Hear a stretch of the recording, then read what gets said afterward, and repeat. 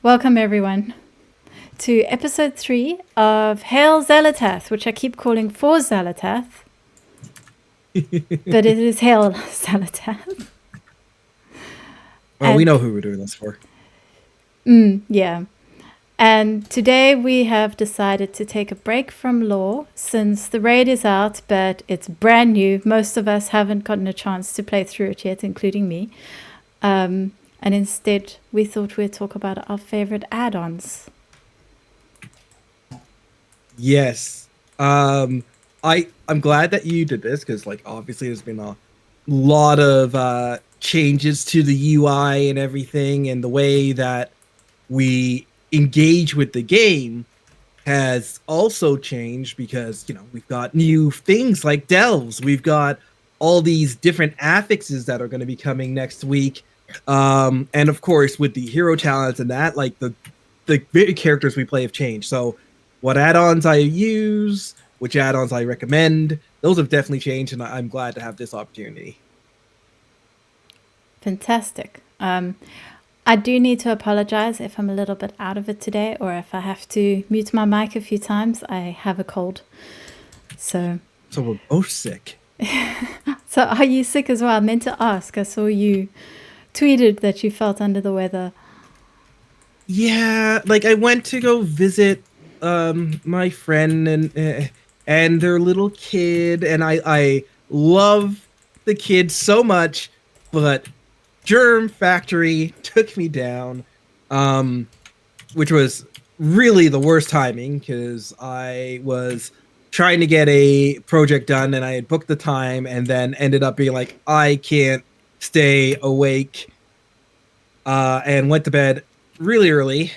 Woke up, got the project done, and then it was like, hey, it's launch day in NA. And I'm like, I can't. If I'm gonna even attempt to do raid, I need to take a nap now. So I went down for a little bit, got my energy back, had some soup and all of that sort of stuff, and yeah, managed to get the raid 6 out of 8. So I have done a lot of the raid.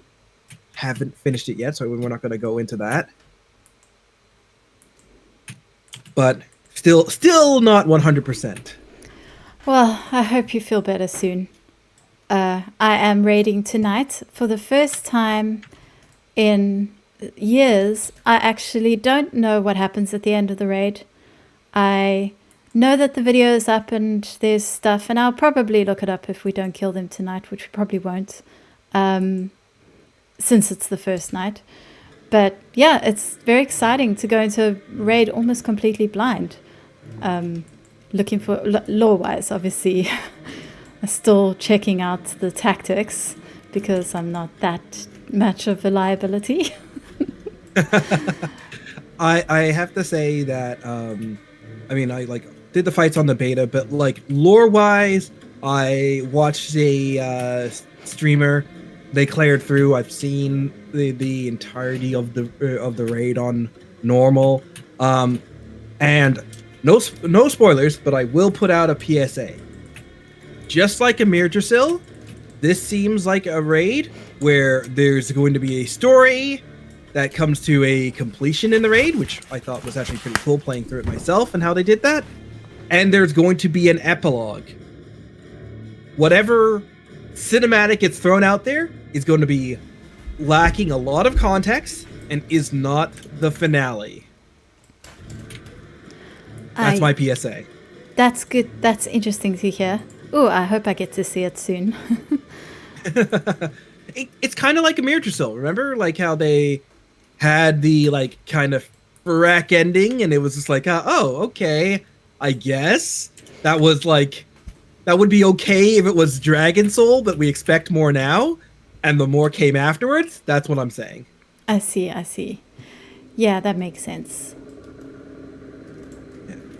But we're not here to talk about the raid. No, we are here to talk about add-ons. Mm-hmm. So, we've got a couple of categories here, but let's start with your favorite add-on. Just overall. Let's go with an overall favorite add-on. Tell me about like the number one add-on for Discordian Kitty? Oh, wow. That is a tricky one. I've got all my add-ons that I wanted to recommend. They're all written down here. I'm going to have to give that a little bit of a think. I'm sure you've prepared yours. Do you want to tell us yours first? Oh, no, wait. I gotta ask. So you've got to give this a think. Is this because you've got them all categorized? You got, like, what was your thought process when you came to this? Because we were talking about, like, hey, let's talk about add-ons, and I'm like, oh, I've got 1,000,001 that I got to recommend. What do I want to break this down to? So what was your thought process for, like, the add-on topic here? For me, I wanted to talk about the add-ons that I don't see people talk about a great deal. And it's, for me, add-ons, everyone talks about the add-ons that make the game, like make you better at the game. So DBM, all of those, details, all that sort of thing. I wanted to talk, weak auras, obviously. I wanted to talk about the add-ons that make the game. And you know what, I'm actually going to have to say, I think I do know what my favorite is. Or at least it's my favorite. This is my favorite type of add-on. And it's my favorite, I think it's the best example of this type of add-on. But I always look for something of this nature for everything in the game that it applies to. And that is light mounts. So for those who are watching the stream, you'll see I've opened up light mounts. It lets you select mounts, favorite mounts, and then give them numbers. So priority numbers are 0 for disable, 1, 2, and 3 for it will how often they get summoned, with 1 being lowest and 3 being highest, and then 4 is always. And obviously, as a mounts collector, you end up with just so many hundreds of thousands of mounts that you never see. But with this add-on, every time you mount up, it will select something from this list that you've created. And yeah, Malethian in the chat is saying he knew it because obviously I say light mounts almost every time we're talking about add-ons. I always bring it up. It has to be my favorite add-on. The thing I love most about it is the fact that it's got this scale. Like, I've got mounts, for example, the albino drake is such a cute mount. And I think it comes from an achievement. It's so cute. Like, look at it. But it's like old and it's janky. So it's not something I want to be summoning every time I mount up. But I've got it as a number 1 so that every now and then, once in a blue moon, it shows up and then I go, oh, look at the mount. It's so cute. I miss that mount. I love seeing it. Oh my goodness. That is amazing. That functionality of like actually giving the weighting. All right. You sold me on this one. The other thing that I love about it is it's sensible. So it will not summon, if you like, you can set it up to be different, but the way I have it set up, it will not summon a flying mount in a ground mount zone. Because I hate it when you're flying along the ground. It looks so stupid. So only ground mounts, and also you hardly get to see your ground mounts anymore. So when you are in a zone where it's only ground mounts are usable, it will only summon ground mounts, which I think is great.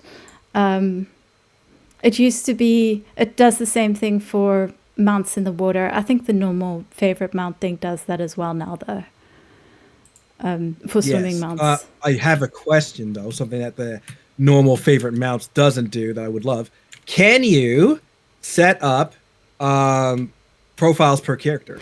Yes, you can. However, I do have to just sort of add that the last time I tried to set up profiles per character was several years ago, where I had a fire mage and I wanted them to just have these fire-like themed mounts, and I spent ages setting up the profile and it was perfect, and then I can't remember what happened, but I somehow lost it and I just haven't bothered to try again. So I don't know how well that functionality works, but I do know that it's there. It's a possibility. Okay, because I will tell you that this add-on seems really great for me because currently I have all of my characters in my warband set up with macros that differentiate what sort of situation I'm in and will use a different mount depending on that situation. So Oh, this yeah. add-on would just save me that macro. Yes, I mean, that's basically what it does. And you can also, it's great as well because it gives you a macro that it makes that you can bind to a particular key. I have shift mouse button up. It's one of my favorite add-ons. I think even on like it's one of the few add-ons that on my Steam Deck I have it installed there as well. Okay. So, All right. So I'm going to go for a functionality one because I think that this is something that people should definitely look at. It is called Opie. And this is an add-on that I love. I use tremendously. I would recommend to anybody because I play a shaman. I have so many different keybinds. It's ridiculous. I have both right bars. I have all three in the middle. I have to do modifiers to click on stuff. It's crazy. What I do to save myself a little bit of hassle is I use Opie. And what Opie does is that it will give a radial menu on particular mouse clicks. So you will be, let's say you want to do mounts or you want to do potions and food and stuff. You can set those to a radial menu. And so when you're prepping for raid, rather than having to go digging through your bags or having each one on your action bar, you can just use the radial menu, open it up and be like, okay, there's my food buff, there's my potion, there's my raid buff, because hey, shamans have a raid buff now. And it is fantastic. I recommend people check that out. Maybe I'll throw this in chat for you. Or actually, let me click through to the link here from WoW interface, and I'll put that in chat. Here we go. did that work? Oh, I'm sorry. Can you send me the link? I'll post it. I think I've got some automatic filter on that won't let links. And I haven't made you a mod yet because I don't know how to.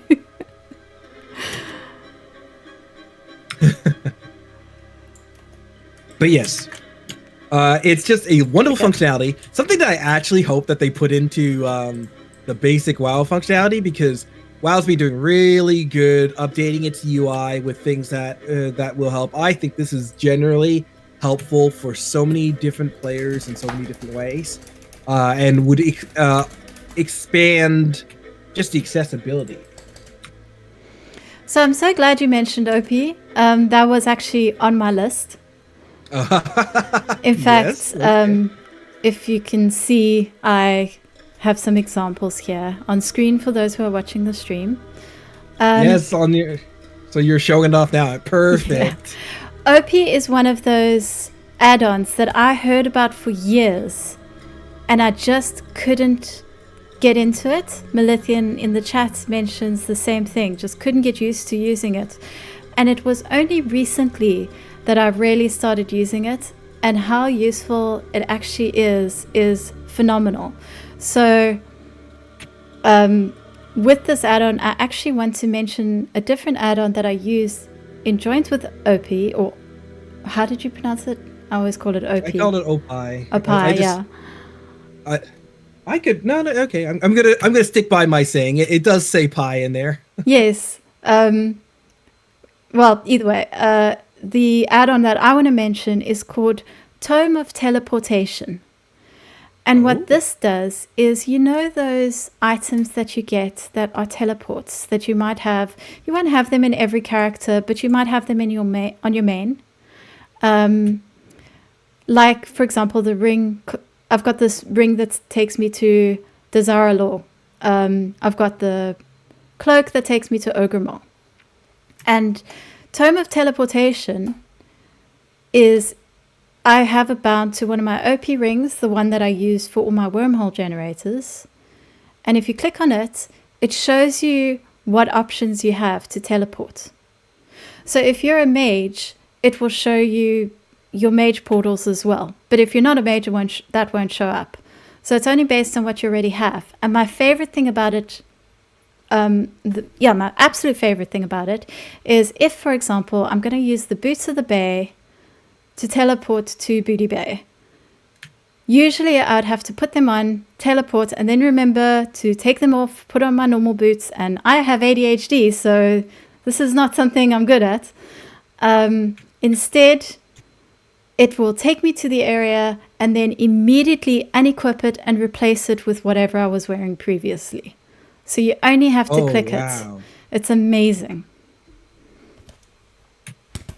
I suppose we should be linking all of these in the chat, hey? Yeah, and that'll be good for us when we post a video that we'll be able to link all of these as well. Yes.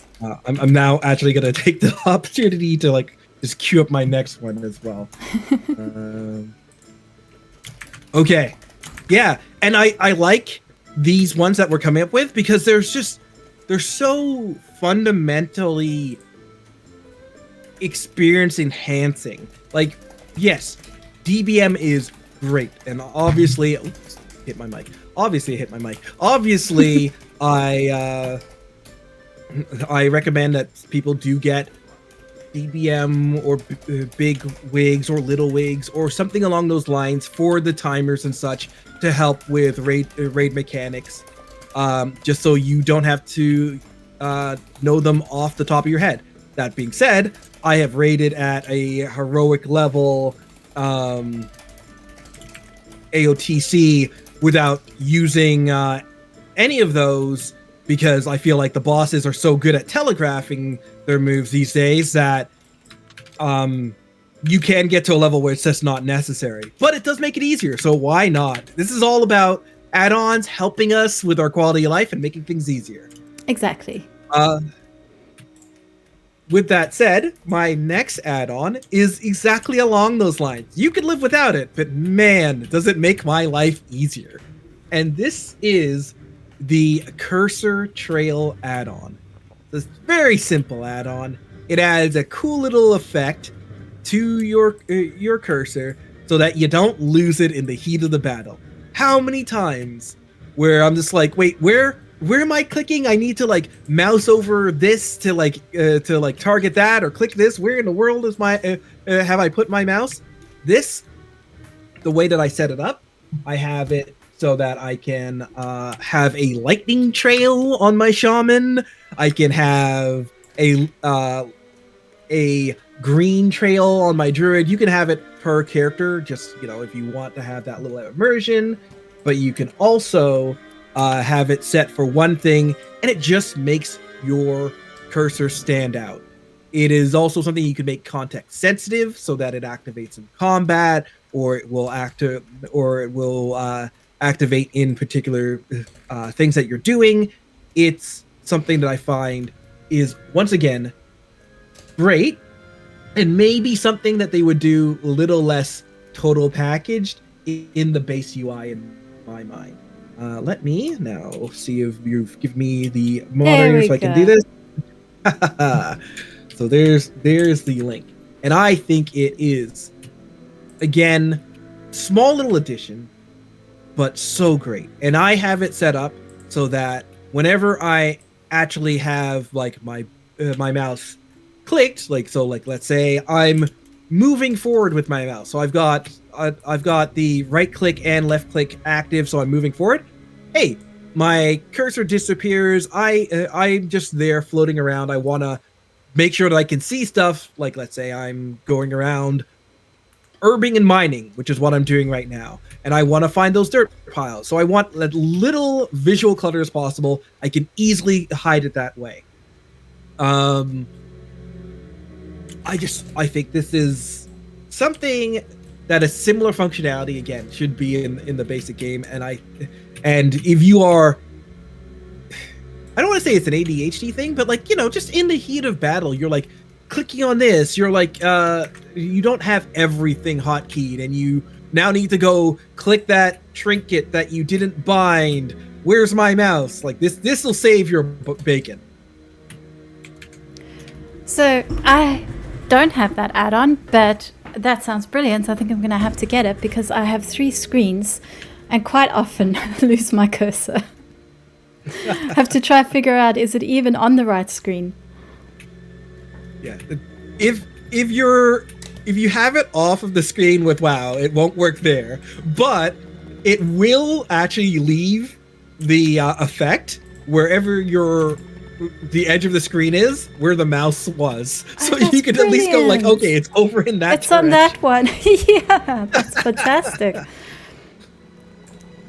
Okay, so I am going to bring up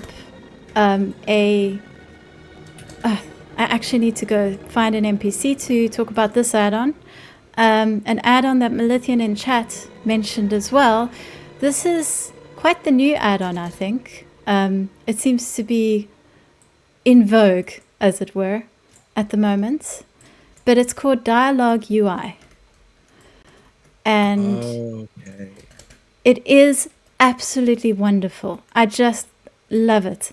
So what it does is it changes the quest text when you talk to someone to make it's a bigger panel, and it's just it has all these customizable options. So one of the things that it can do is it hides your UI when you're talking to someone, so that all you see is the quest text and the character. So I want to find an NPC that wants to chat. There we go. So you see, for those who are watching the stream yet again, I'm talking to the spider, and instead of the small pop-up UI, it shows like quite a big scroll that has what they're saying in it. And there's all these amazing options. One of my favorite is the show copy text button. This is great for me, obviously, as a content creator. You can click on copy text and you can actually get a transcript of what they've said that you can copy and paste anywhere. You can change the themes. So there's a dark theme and a classic brown theme. You can change the frame size. So it can be really big or it can be quite small. You can change the font size, so that's great for accessibility. You can make it really big if you need to. The orientation, you can make it left or right, so whichever side you find. I think the default is to have it on the right, but I like to have it on the left because I'm used to, I'm used to looking at the left of my screen when I speak to an NPC. It can change the camera point of view, and you can have it set so that it zooms in when you speak to someone. So then you see, like the quest giver, it's now zoomed in on them. It makes the whole thing so much more immersive. It's such a simple change, if you think about it. And yet, it's just, by far, has been one of my favorite new add-ons to come out because of how immersive it is. And I believe they are working on having it so when you read like a book, a law book or something, it's also this much more beautiful UI. I think it's especially great for streamers and YouTubers as well, because when you've got the text up on screen, when it's that small box, it can be hard to see, So in the nice big box, very clear, very easy to read. I used to go get like a screenshot and then cut it out and zoom in and blow it up to make it sort of full screen for people. And now I just make sure that I've got that add-on installed when I want to show people quest text or something like that on screen. It's beautiful. I believe Sorry, I think it's from the same people who do Narcissus. Okay. Sorry. And you were saying? Oh, I mean, I just got derailed because now you mentioned Narcissus, and when we were going to talk about our favorite add-ons of all time, Narcissus is that for me. They've done improvements to it. It didn't need it. It was great immediately, but now it has like additional functionality that will help people. But I think it is just absolutely glorious to use Narcissus. It, for all intents and purposes, will replace your character panel. You could still, just hit your C button and bring up your old camera panel, but I never do that anymore. Man, that character panel looks aged. But when you bring up Narcissus, it does a quick zoom in on your character, very dynamic, gives all of that information plus some in a very amazing way. And then on top of that, you can do photo mode, so you can check things through that. You can list out your transmog. You can list out your entire item list. It gives you a way better paper doll than paper doll is just I think it's actually from D&D that originated from, but character panel layout that shows all of the stats that they typically hide in the WoW basic UI, but it's still there. It has an entire graph so that you can see your stat balance as well. I think that is absolutely fantastic to have that graph. But if you don't want that, you can actually change that. You can of course save those sets so that you can put through that. You can have your mythic plus boards that's up there. You can, if you were, because we're content creators. Let's say you want to pose your character alongside one of your favorite NPCs. You can actually set up that, change the scene, and do all of that sort of stuff. It's beautiful. It's just one of the most beautiful things for add-ons in World of Warcraft, and I love it. So the fact that we mentioned it, I have to give it its full due. I mean, I must say, I had Narcissus written down as well. And I'm actually so glad you covered it, because I didn't realize that's what this part of it was. I never realized this was replacing the character screen, because your little I got Narcissus to, pose my character. So for this, where you bring your character up and you dress them up and you pose them, the doll version. I didn't realize how useful that utility is. So I'm very happy to discover. Oh yeah.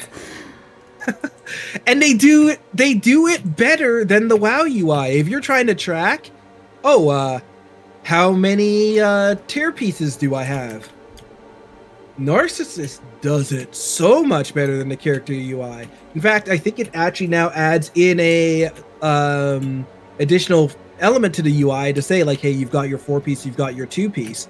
But Narcissus will actually change that little, because it's a bunch of hexagons in it. And if you open it up, you'll notice that the hexagons have a color. So you'll have the hexagon with the blue for all the stuff that you've got that's got blues. You've got a little green tint for the stuff you've got greens, and a little purple tint for the stuff you got purple. It'll add a triangle off to the side for anything that you have gem sockets. And when you have tier, it will denote the tier with that as well. Legendaries, of course, as well. It's so good for, at a glance, knowing exactly what your gear is and finding important pieces. It's amazing for that utility, but really, it is just so pretty.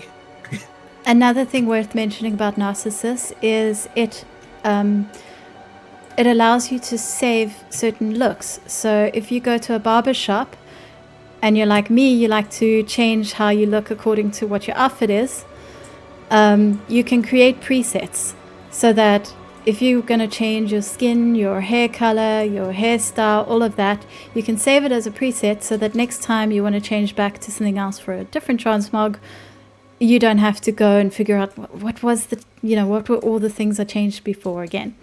And it does the same thing for the dragon mounts, where you can save your looks for any customizable mounts.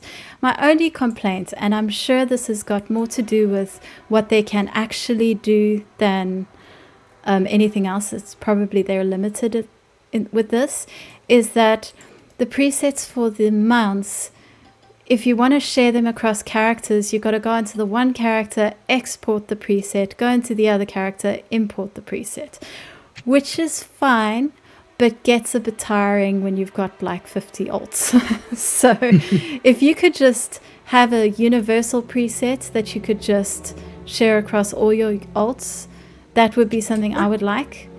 But again, that's such a minor thing. And I think that's probably got to do with what they're actually capable of making possible.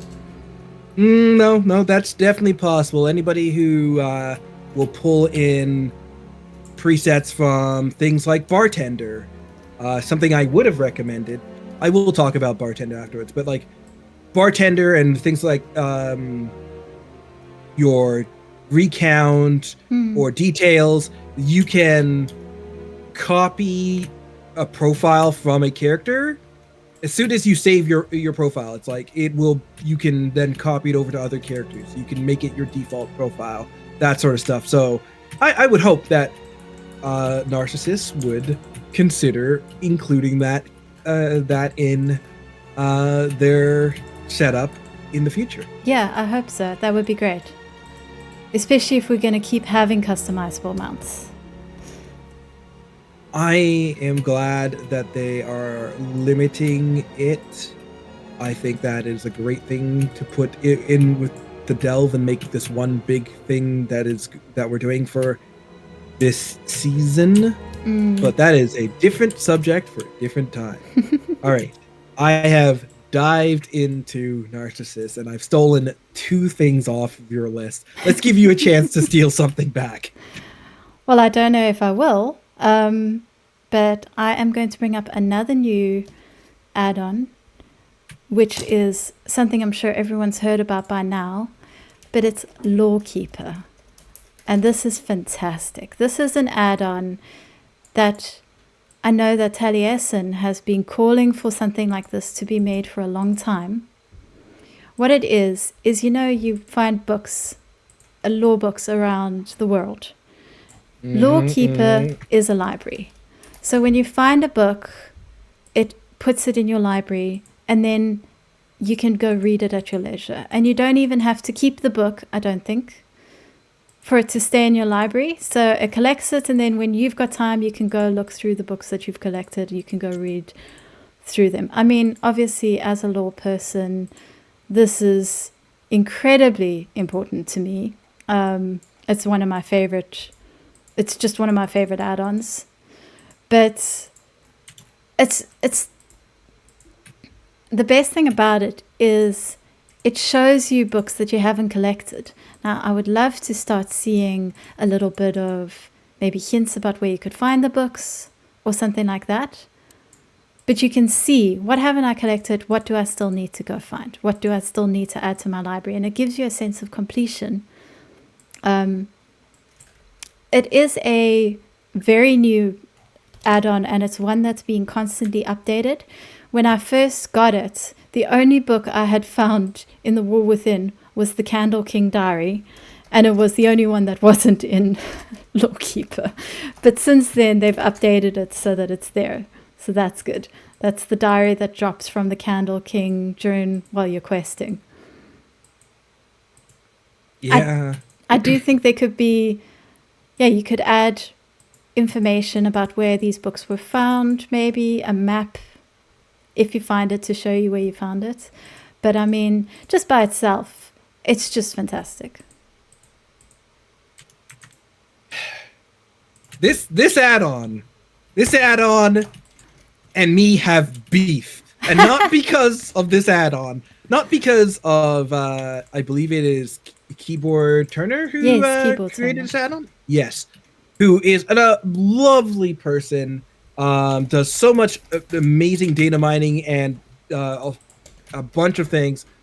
I asked for this add-on. I asked directly to Maria Hamilton, being like saying that like, man, all through vanilla, part of the way through BC, I would collect all these books and I would put it in my bank, and I would never get take them out of my bank because I love this, and it would be great. It was like if you've played Mass Effect and they have their codex that you can collect all these things.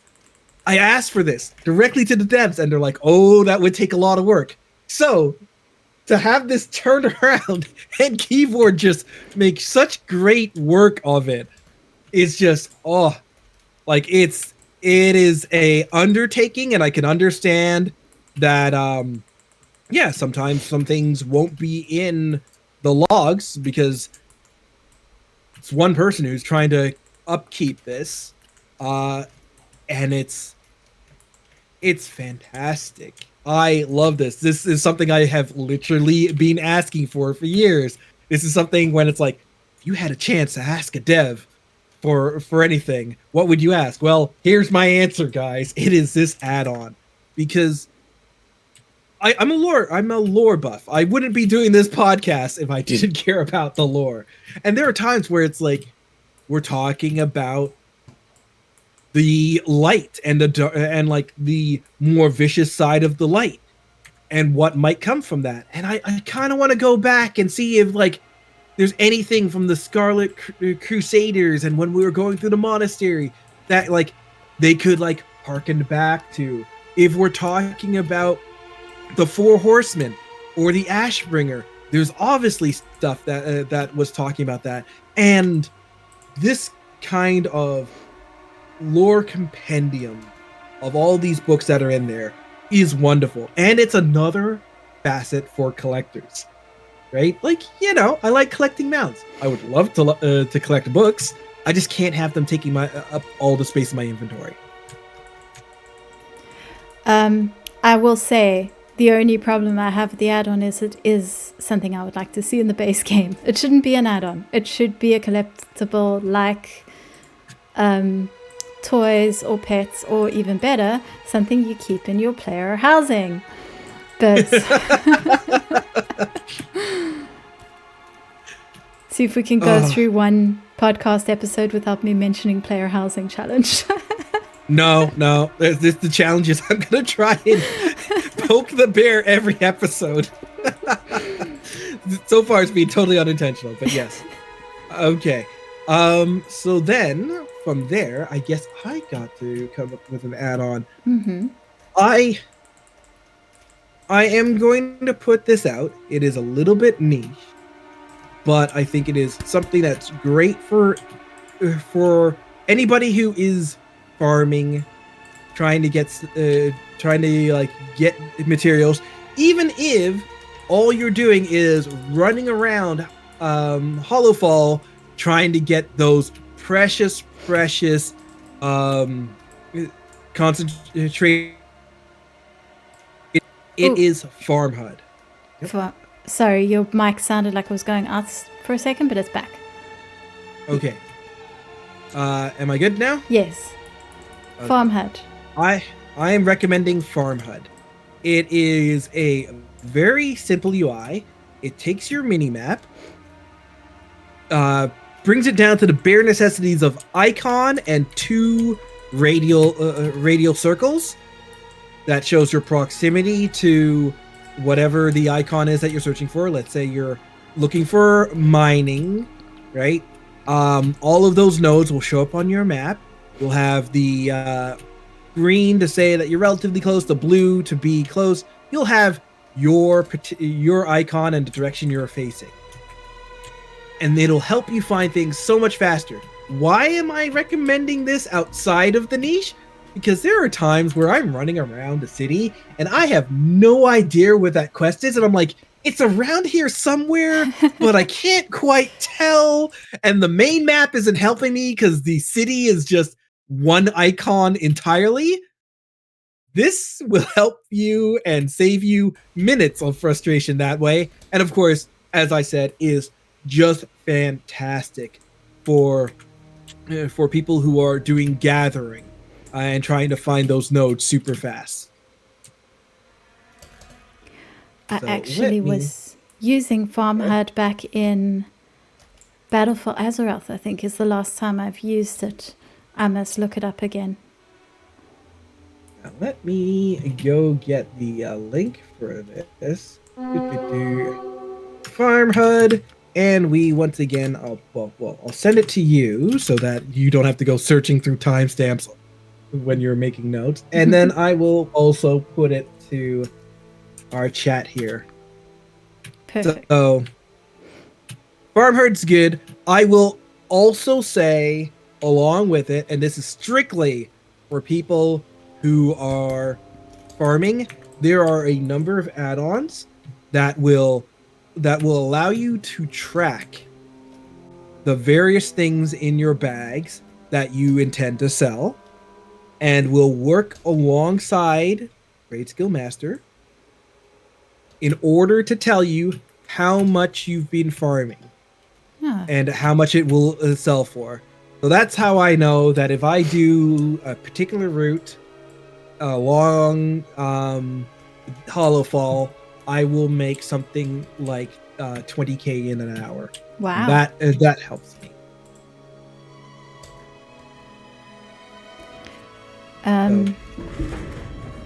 So, let's see.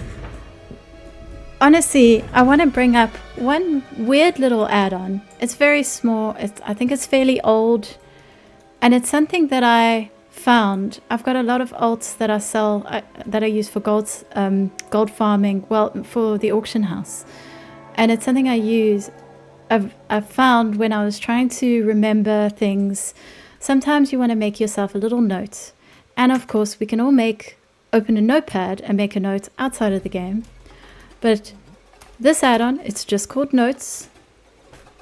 And it opens up a little page it looks like World of Warcraft sort of lettering. And you can make yourself little notes.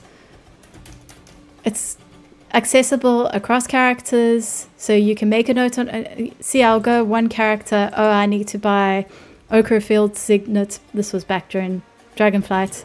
For, say, Realm Kazakh. And then later on, I'll remember that's where I need to send that item. And the reason why I thought of notes is because I think it would be great if Lawkeeper actually had something like that, where you could make little notes next to any entry about your own sort of observations or thoughts, or maybe you could write down where you found the item or something like that. I mean, I think it's the functionality is very simple. It's just using Notepad. But yeah. No, I think that would be pretty good, because like there's a number of times, even when I'm just like trying to like put something down. Well, I mean, content creator, something down for show notes, where it'd be like, oh shoot, I need to remember that for later. So I would love that. Yeah, sometimes you just want to be able to pull something up in-game. You don't necessarily want to go to your desktop and, find where you've saved the notes. Again, I've got ADHD, so... Yeah, I think that would be incredibly helpful, especially sometimes where you're like, I want to come back to that. Just to be able to like have a note at the ready in the game would be helpful. Exactly. Okay, so that's our niche picks. From here, I'm going to get into stuff that is a little bit more mainstream. Do you have another niche pick before I start listing off stuff where I'm like, guys, I know people talk about this, but there's a reason people talk about this. Honestly, I think most of mine are going to still be niche things. I've got one or two mainstream ones. But, I mean, it depends on what you define as niche. So I would rather we just keep listing add-ons as we think of the ones we want to mention. Okay. All right. Rather than me trying to worry about, is this niche, isn't it? Is this niche enough? No. Okay, so we'll bounce back and forth. Yeah. All right, guys. I am going to now mention Plater. I'm telling you guys, if you are doing dungeons, raiding, any kind of instance content. Hey, if you decide that you want to go and do the world boss to get some loot from the world boss, Plater is so good. And it scales with you depending on how much you want to put into it. Plater is simply an add-on that will replace, of course, the nameplates of your enemies. It has baked in functionality that will show you something like, hey, this move can be interrupted, or this move is not interruptible. It will change the name of a move to just say frontal. So it's like, what does Kitty's amazing backhand do? It's like, no, don't worry about that. It's a frontal. Get out from in front of that mob. This is, yeah. That's fantastic. Wow. Yeah. And like, I know this is something that people would think of and be like, oh, that's for M+, right? But like, we're doing delves. There's a lot of abilities in delves that this helps with. And you don't need to worry about like remembering what that kobold necromancer whatever is doing there. You just need to be like, okay, this move is interruptible. I can use an interrupt. This move's not interruptible. I don't have to waste my interrupt, or I can use a stop accordingly. I'm going into a Mythic Plus group. I don't know all this stuff. Yes, I haven't researched it, but at least I'll get the gist of it and not feel so out of my depth. And when you get further into the stuff, it works alongside different add-ons to further customize things. You can mark certain moves as important interrupts and have it send off noises to be like, alert, alert, that's the thing you really want to interrupt, or whatever you so choose. You can load profiles from your favorite streamers. So when you're watching Discordian Kitty plumb through the 11, you can be like, hey, like, how, like, what are you doing there? And you can share that with your fan base or whoever you're watching. Not to put you on the spot. I would not recommend anyone ever use my settings for something like this. I'm into the lore for a reason. So like, I think that it is a fantastic add-on that adds so much. It also just, you can also adjust it so that your plates act differently. You can have them all stack up on top of one another. You can have them line up so they never get too far from the middle of your screen. Like I sometimes you can see nameplates that are like way off at the top, and you're like, oh shoot, I didn't see that guy. And it's like, no, we'll bring the nameplate down more to the middle, give an arrow showing the relative direction that they're coming from, so that you at a glance can be like, oh, these are the enemies I'm aggroed with, so forth and that.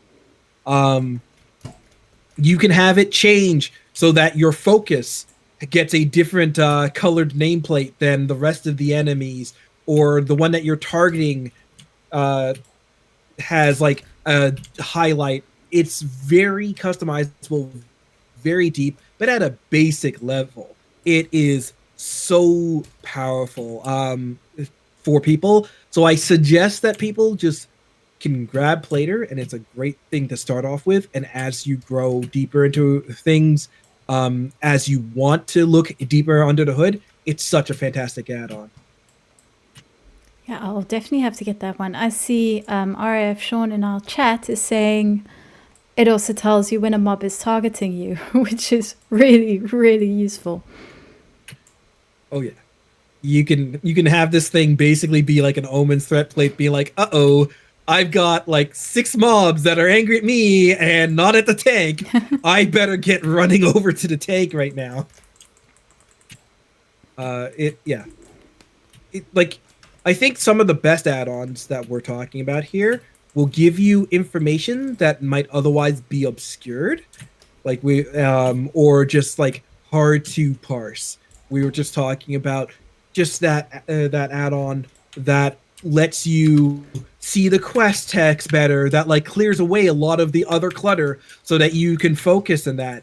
And I would say that Platter kind of does that for combat. It really emphasizes what you need to be focused on at a glance in combat. Fantastic.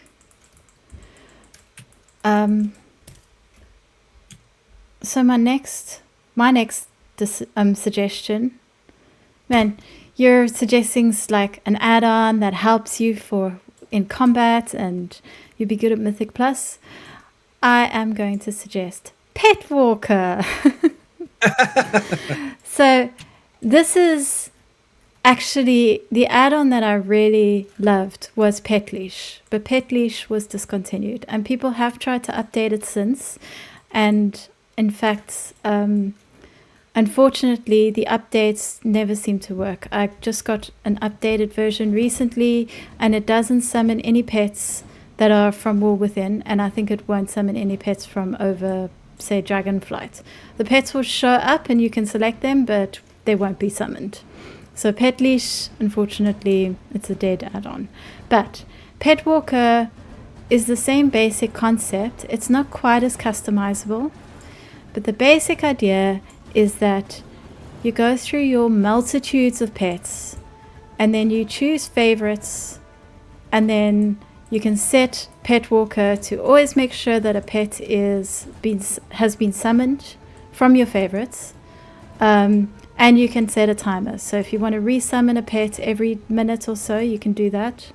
I think up to about, well, I don't know how long the timer can go, but it'll scroll through the pets that you've chosen.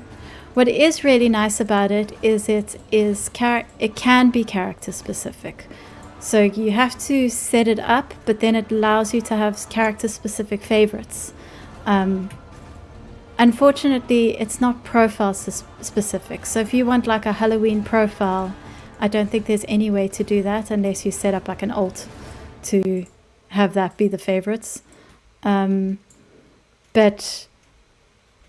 at least if you want to have, say, a fire mage who only summons fire pets, then you can do that. It also, you can have it so it just summons any pet from your stables. It doesn't have to just be favorites, but obviously I prefer favorites because otherwise you end up with hundreds of snakes. And it's great because the only problem is remembering to put new pets as favorites. Because when you get a new pet, I don't always remember, like, should I favorite this or not? It's very much like light mounts in that there are so many cosmetics to collect, and it's just overwhelming because you never see them. Whereas with this, you only have to sit down once and decide what are the ones that I would like to see regularly. Set it up, and then it will summon them for you, and it will be random. The reason I preferred Pet Walker was because when it was still working, Pet Walker was like light mount, where you could add in priorities. Yeah, so you could have the ones that will come up often and the ones that don't come up as often. But to be honest, that functionality was always a bit buggy, and I don't know if it's even possible anymore to do it that way. If it is, nobody else has managed to get it working. But I do miss that. I miss being able to say, these are my favorite, I want to see them most often. But that said, it's good enough. Now, if only I could get my glyph of the stable to work the same way. With hunter pets, when you core a dire beast, you can get a glyph of the stable that makes sure the dire beast comes from your stables instead of just being a random pet. And if only I could have it so that I choose which ones would come out, because I don't always want to see every pet that's in my stable. And I've got some pets that are my favorites that I would love to see more often. But customization like that, you never seem to be able to get that in base game. It's a dream that one day it'll all be customizable and it'll all be set up. But like it's funny that like at some points we want everything to be account wide, but then we want all of our characters to have their own specific flavor of whatever we get account wide. Well, yes, I want to collect it account-wide, but then be able to decide per alt which one I want to see the most of. Yeah. It's just like the dichotomy of man is what we have at play here.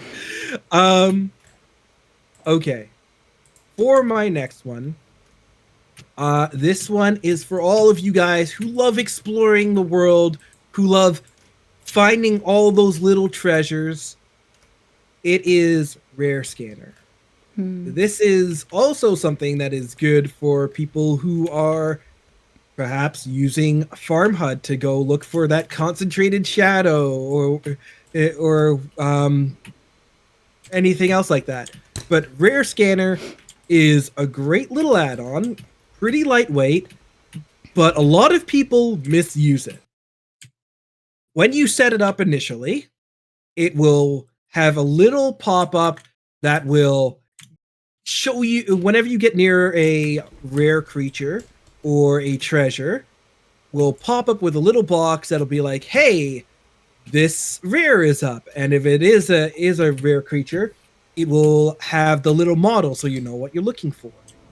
And you can then click on that panel, and if you're close enough, it will target that rare for you.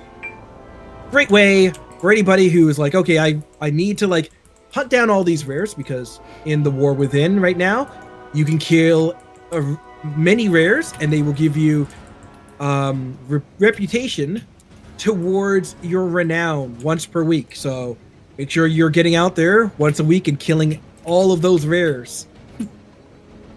The thing that people will misuse for this is that they will keep it at its base settings, get really annoyed when the horn goes off every 10 seconds, and then uninstall it.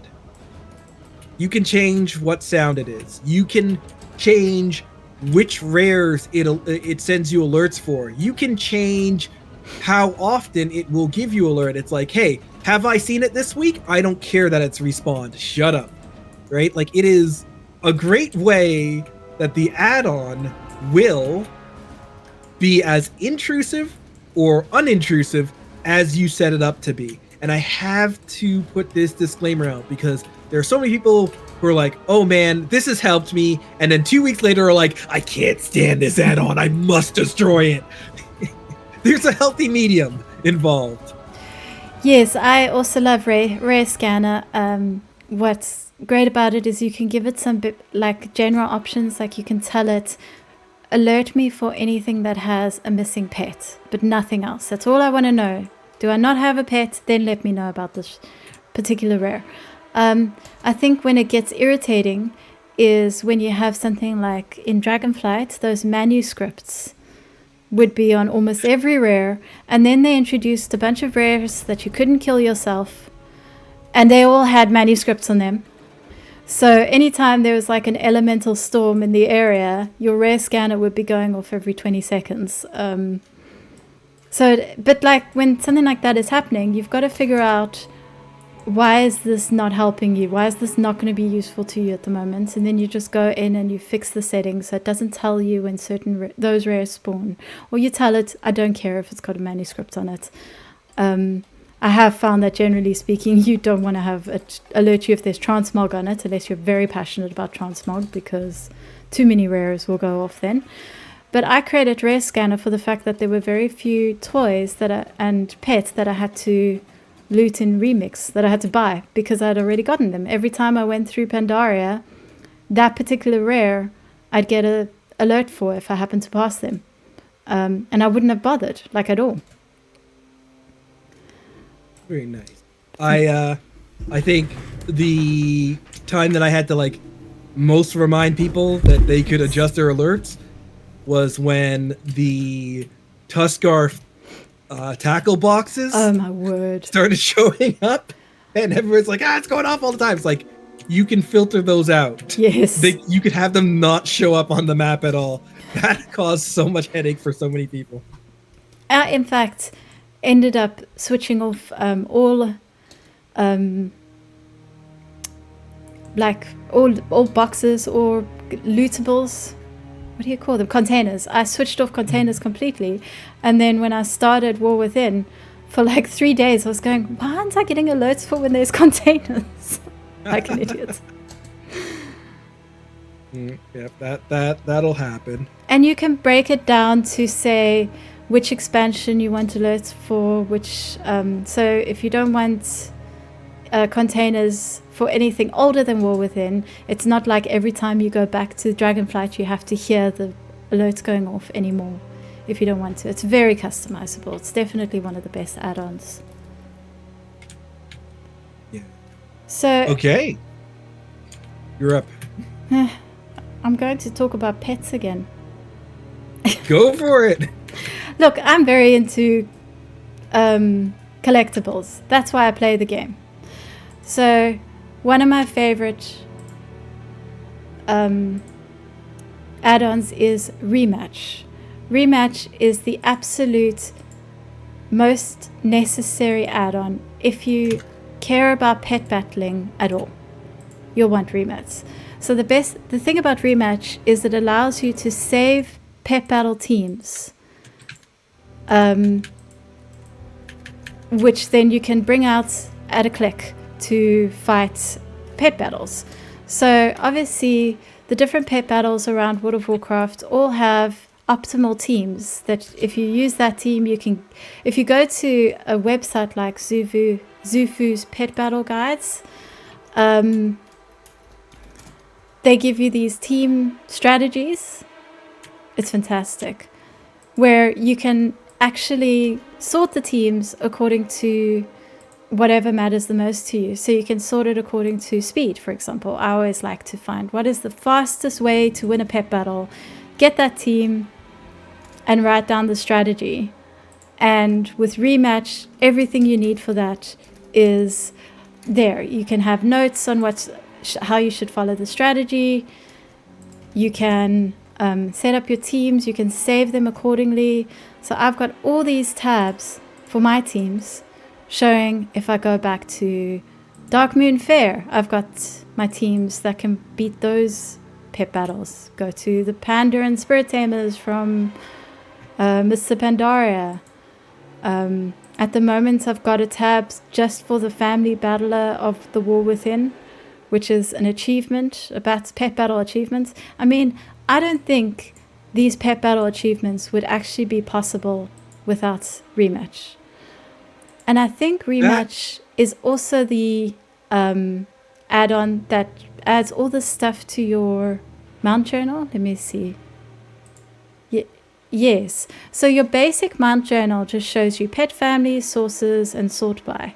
But with Rematch, you can see you can sort them by what they're strong versus, what they're tough versus. The sources, I love this. If I'm choosing my favorite pets, I want to see which pets did I get from the shop. And you could just show those are the pets that came from the shop. You can see which are trading card game pets. You can see achievement pets. You can sort them by expansion, breed, rarity, and you can add your own tags to them as well. So you can sort them by that. It is, oh, and I love this as well. You can sort them by tradable and then 2+ copies. So if I decide I want to put some pets on the auction house, I can immediately see what pets do I have available that can go on the auction house that I have spare. That is pretty, like, it's so feature complete that I just don't think anything else really comes close to that. But like, what I get upset about with that add-on, with pet battling in general, is how specific teams can be in order to beat battles. And like, when you said, like, I don't think like some of this stuff would be possible without this Rematch add-on, that upsets me. I wouldn't mind if it made things like so much easier and straightforward, but like, it is really at this point where you will just not be able to handle things without these add-ons. Like, and that to me is upsetting. I agree. That's always a concern with add-ons, isn't it? That once you bring in add-ons, the game starts getting developed around them. I know that's been a big complaint about Week Auras, is that they actually have to start developing the game with the knowledge that people are going to be using these add-ons in mind, which means it's not possible to do these encounters without the add-ons. And we've sort of accepted that with the raiding scene and the Mythic Plus scene. But I do see your point in how if it's even with something like pet battles, you can't really play that organically. You have to rely on add-ons. It becomes that double-edged sword where the add-ons make it too easy, but then the encounters are designed because they know people have the add-ons. And then the only way to do the encounters is if you have the add-ons. And it is a shame that that's when it can be like that. But on the other hand, you don't have to go to Zufu's pet battle guide to get the strategies. I just do that because I'm lazy. But you can save your own strategies. And you can, what I like about it is that you can save your own teams and have them there and go back to them. And like, it's always been able to categorize and sort things. I always love that. And I feel like the game doesn't have enough of that in the base, but I love add-ons that provide that for you. Yeah, it's powerful, and it is such a good quality of life thing. There's no way to deny it. How the developers react to that, how that affects the game balance is such a different conversation. But like you have to admit that just for the quality of life, if anybody is really being serious about pet battling, I am not. This seems like the first place you should stop at to improve your pet battling. Now, I guess I am up. Let's talk about an add-on that I find is it is pretty much a great way of helping players when they are trying to get more serious about any kind of instance content.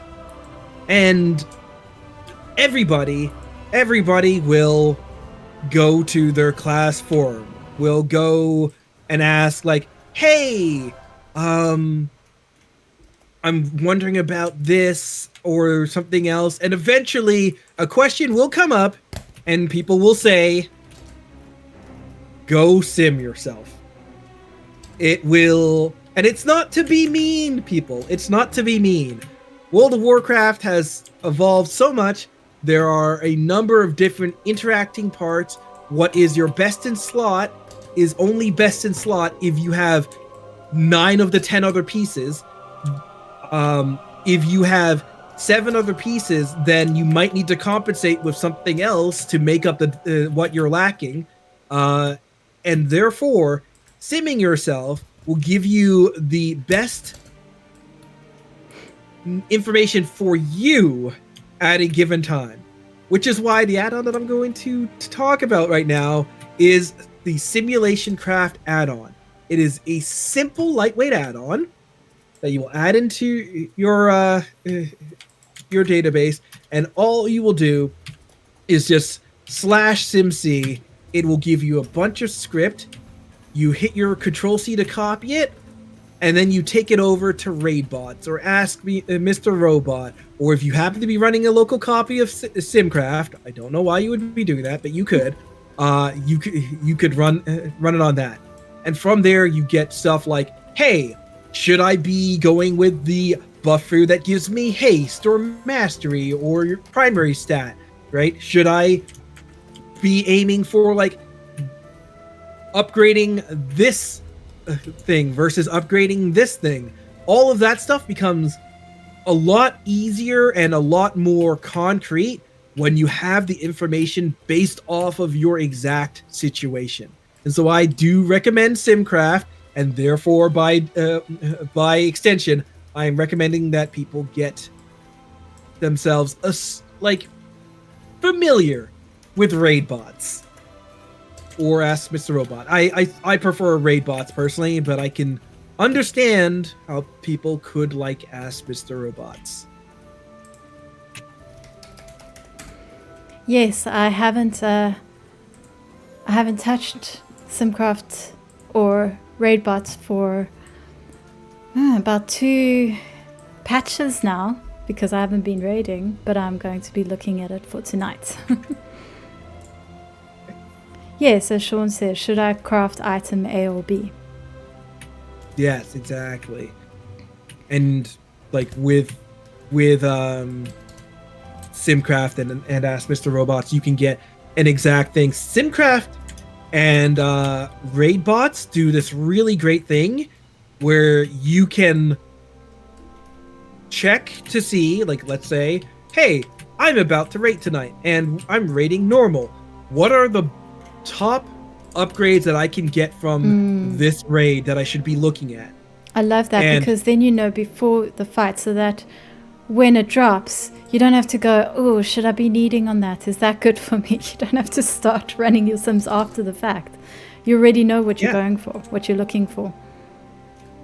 Which is amazing. Or you could be in a situation where it's like, oh, I've only got 2 hours before raid, or I've only got enough time to do 1 Mythic 0, maybe.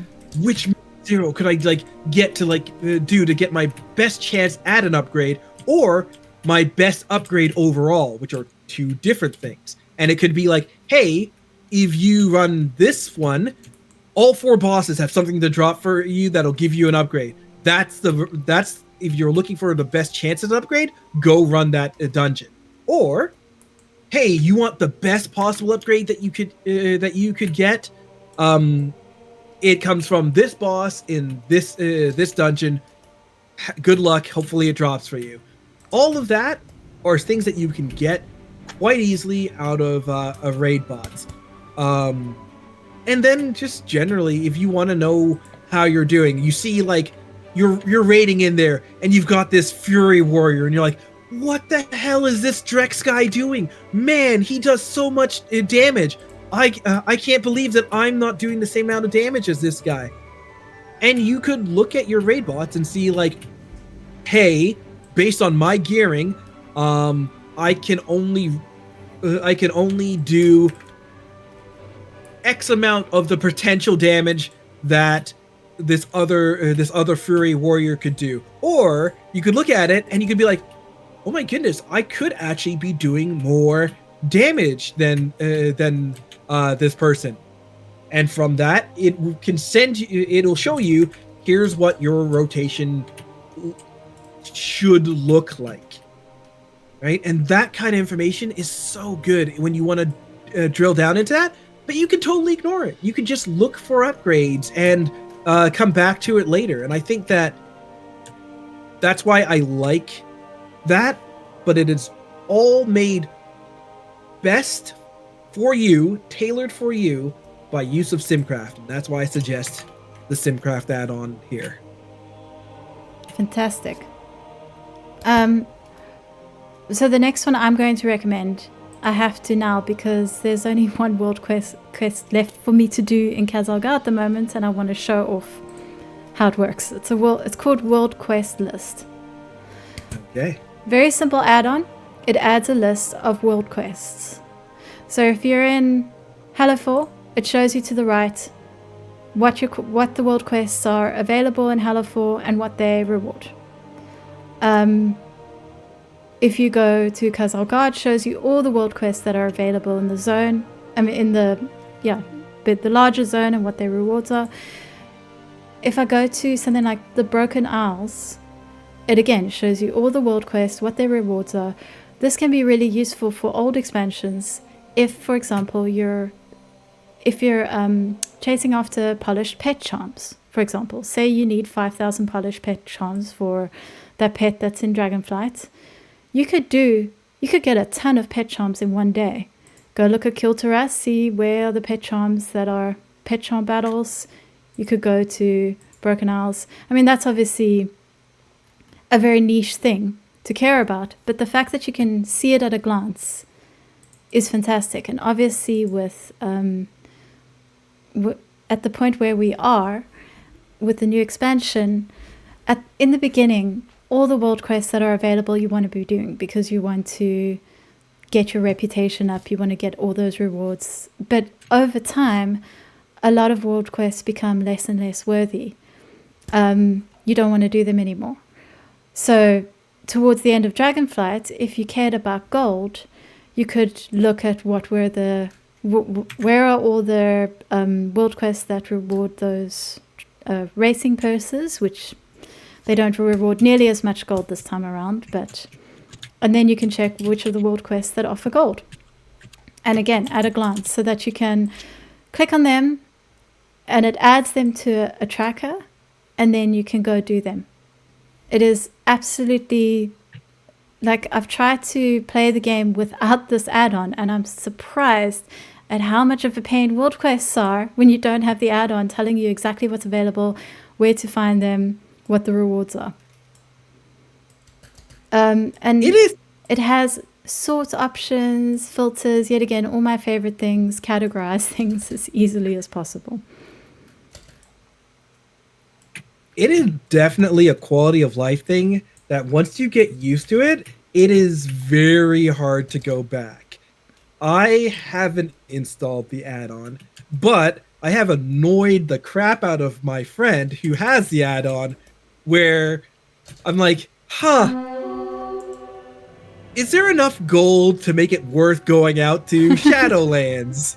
Is there enough gold to go like in the Dragon Isles today? For sure. I've always been a person who has gone absolutely nuts on world quests at the beginning of expansions.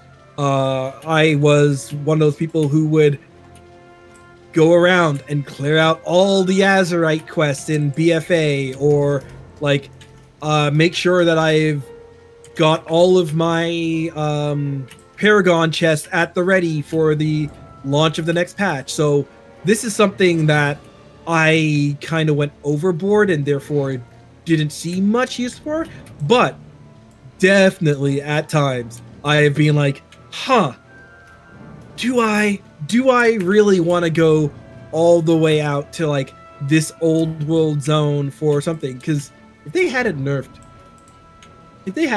all the gold that was coming from dragon races, you bet there'd be a day where I'd be like, let's line this up. I'll do the dragon races out in Dragonflight, and then I will also pick up some of those gold quests that are out there as well.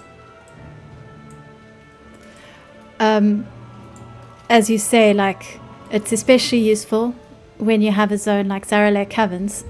You really want to know if it's worth going there or not before you bother. What are you talking about? Xal'atath was fine. Everybody loved that. I have a wormhole generator for Dragon Isles. I mean, I have wormhole generators for every place. And with the Dragon Isles one, like all of them, you can choose which zone you'll appear in. But if you're just going to the Dragon Isles, you can also say, just random location. And I was using the random location to return to Dragon Isles until it took me to Xal'atath Caverns. And now I always choose a zone instead. There's nothing worse than finding yourself back in Xal'atath Caverns. I mean, I did not have the hate for Xal'atath Caverns that a lot of people did. I think that what cheesed me off was when they changed the way that the rares worked, so I couldn't go after them every day or anything like that. They became once a cycle on a weird cycle. Anyways, but I will say that the wormhole generators would definitely work with your add-on, that is the portal add-on. Yeah, well, you can see I have them set up with OP as well. Because what I like about OP is if you don't have the item available on your character, it won't show up. So I have a ring that's just hearthstones and that kind of thing. And then any character that's an engineer that has the wormhole generators, they show up, and any character that isn't doesn't show up.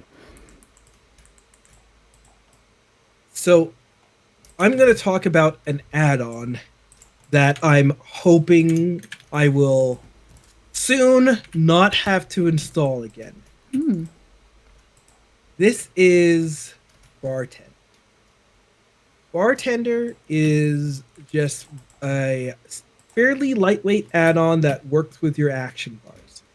It is almost moot. It is almost obsolete. It is almost irrelevant because Blizzard has been doing such a good job with their basic UI to add in most of the functionality of Bartender. We can now move our bars and change their sizes. We can now have conditional bars somewhat, and a couple of things. My only thing that really makes Bartender good is its use of macros with conditional bars. I think that this level of power is something that I'm not sure Blizzard will have, but makes Bartender, until they do, makes Bartender just so much better. I have a number of bars on my screen. I will show a UI picture to my friend, actually recruiter friend Sean that was in chat, and he'll be like, "Oh, there's too much stuff on your screen," but like that's without the conditionals. Most of my um, action bars don't show up when I'm not in combat. I'll have stuff on one bar that is meant to initiate combat.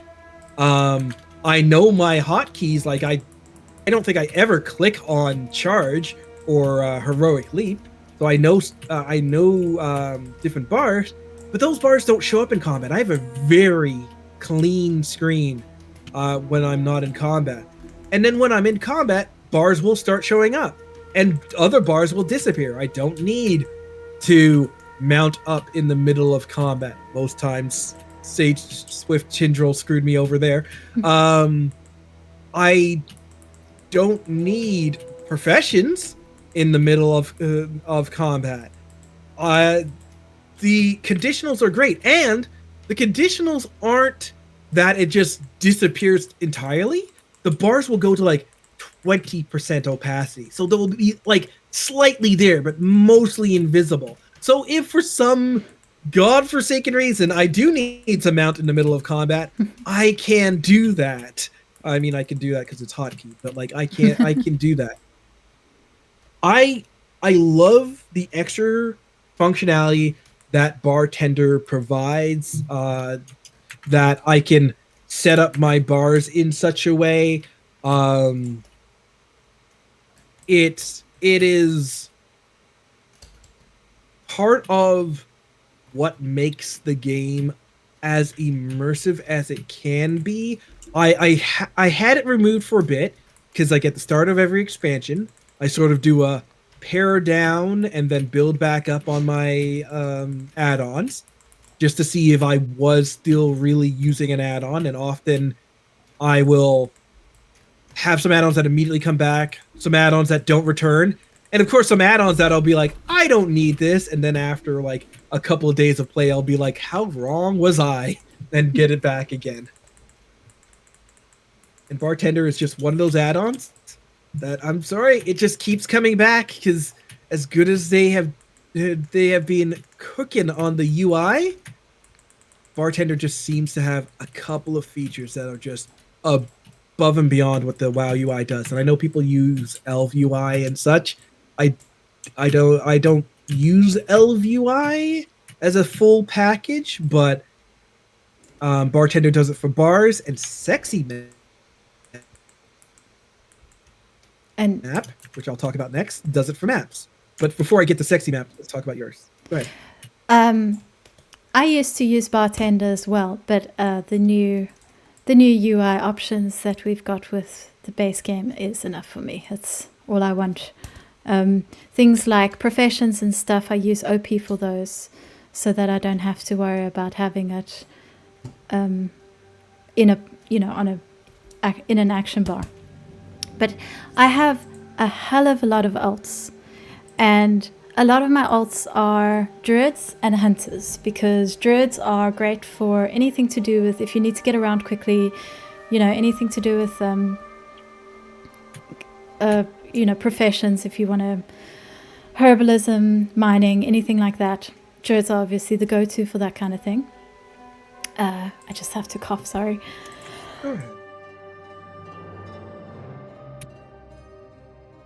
Actually, while we've come to this very organic and natural, because sick being sick, unfortunately, we're both sick here. We'll have these pauses.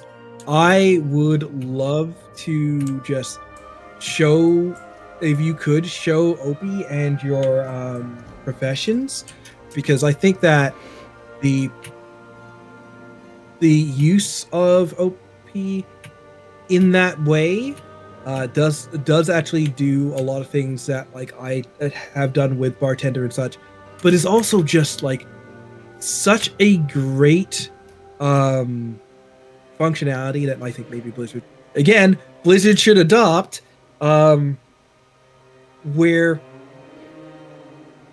I don't think there's anything quite like Opie right now. Yeah, I have bars set up for just the professions that, all my professions, but then I also have one specifically for fishing, because I love fishing. So all the functionality I need for fishing has its own bartenders. Opie as well. Okay, so what's the functionality for fishing? Sorry, let's go into that. Well, okay. So fishing is one of those professions that has so much to it that they haven't updated fishing properly yet, so that it's got all the things. So at the moment, with fishing, the only professional equipment you can have is your fishing pole, right? That's the only thing you can equip. But fishing, you can also put on a hat that improves your fishing skill. And with the hat, you can use the hat to buff your fishing rod.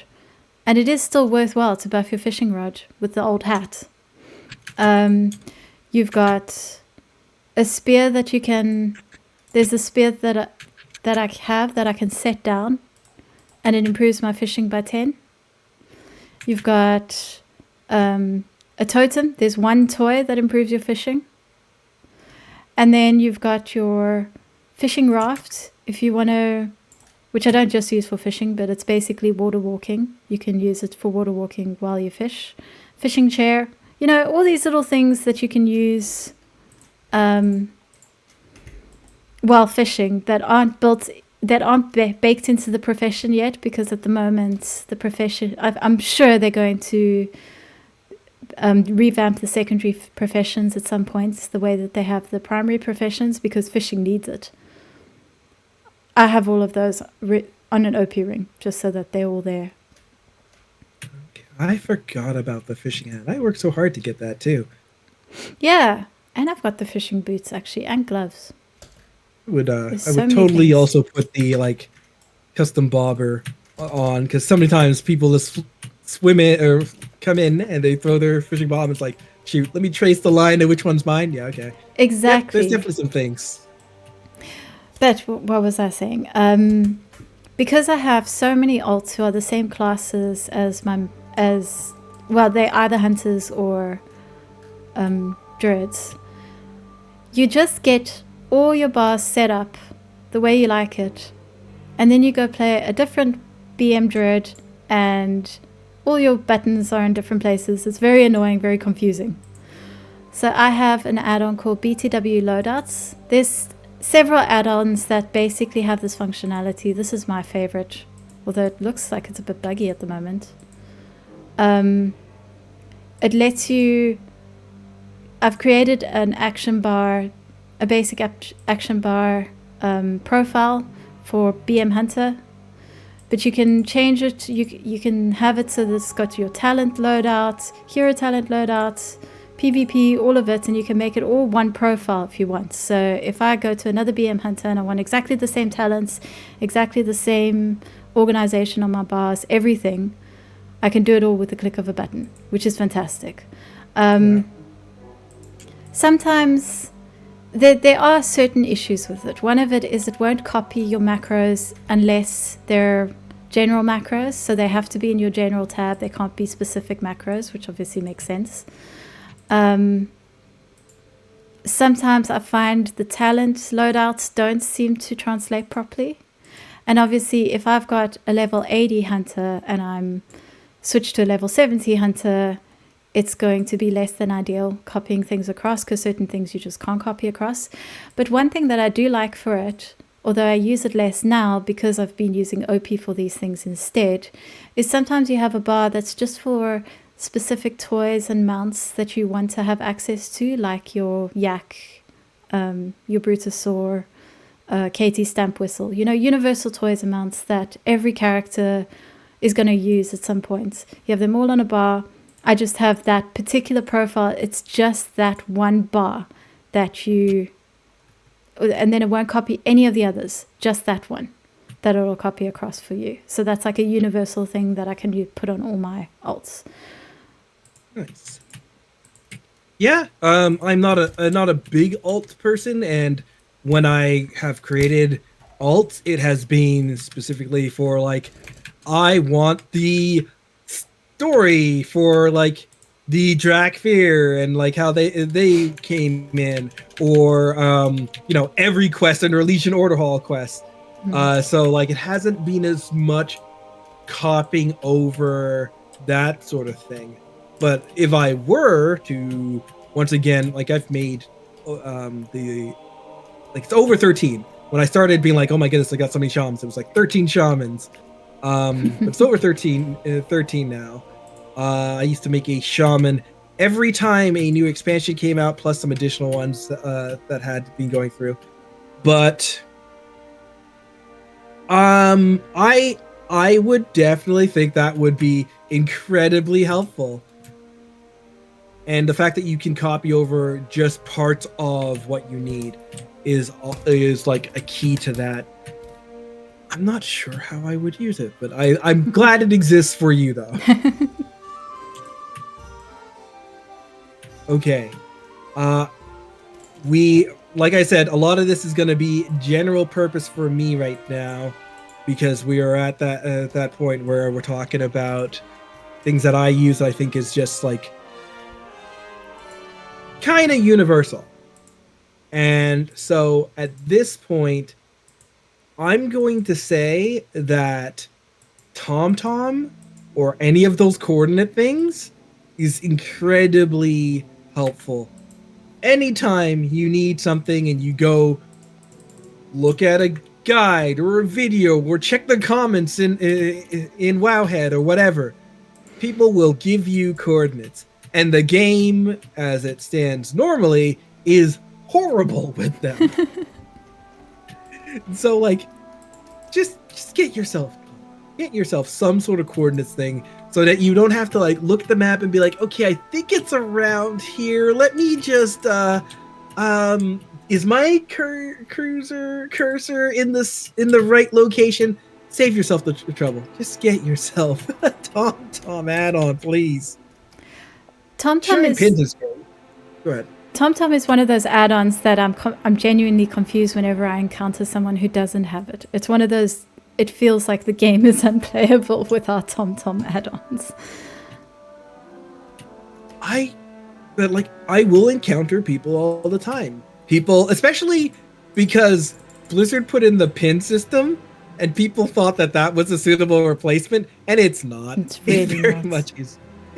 Like, maybe if Blizzard put a way of sharing pins outside the game, then it would be a suitable replacement.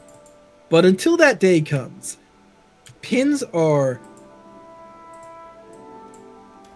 just not even half the battle at this point.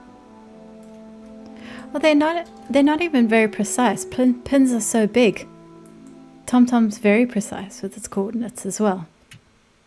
Yes, this is true.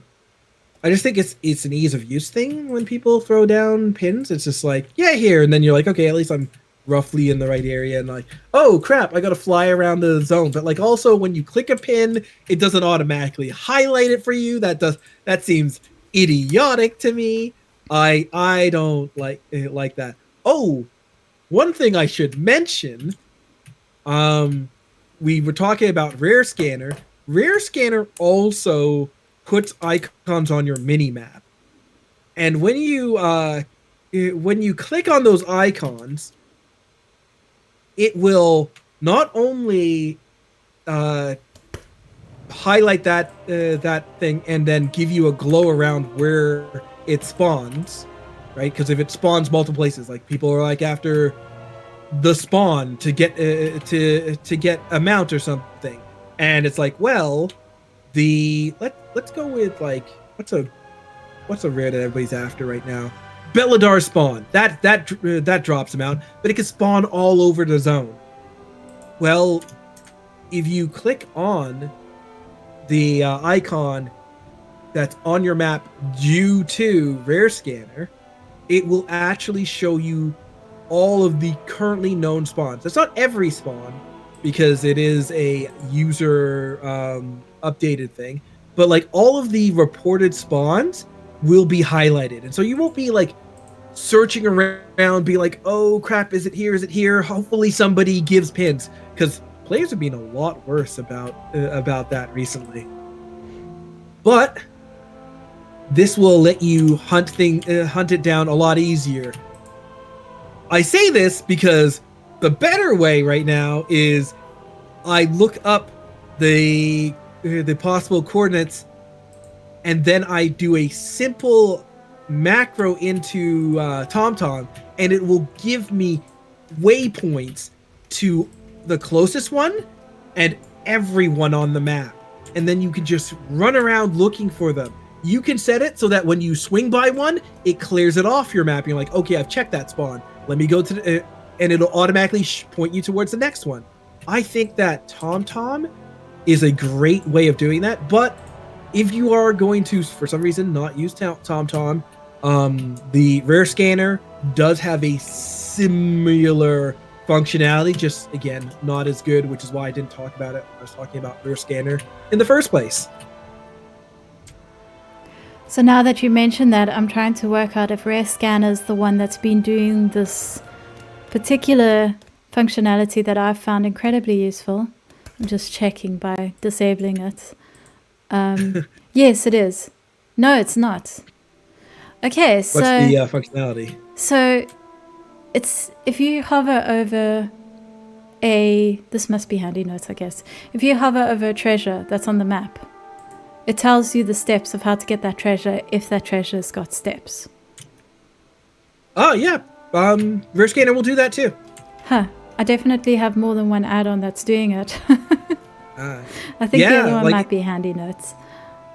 Yeah, I find that incredibly helpful, especially now that we're in the War Within, and they have like these things where it's like, oh, Ulort, the self-exiled, but you'll go to him and he won't have any hint of what to do, and then you roll over and it's like, oh, you have to go find this particular item, it's a mushroom, and then give it to him. And it's like, oh, and Rare Scanner will actually put little flags to show you, hey, this is where that item can be in relation to this treasure. So Rare Scanner does do that.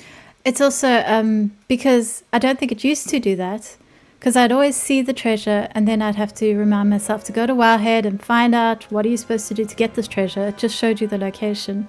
But now you have it all there for you, telling you what you must do. It's fantastic. But while we're talking about little icons on maps, it's an add-on that I feel like a lot of people have, but I haven't heard it so recently, is Handy Notes.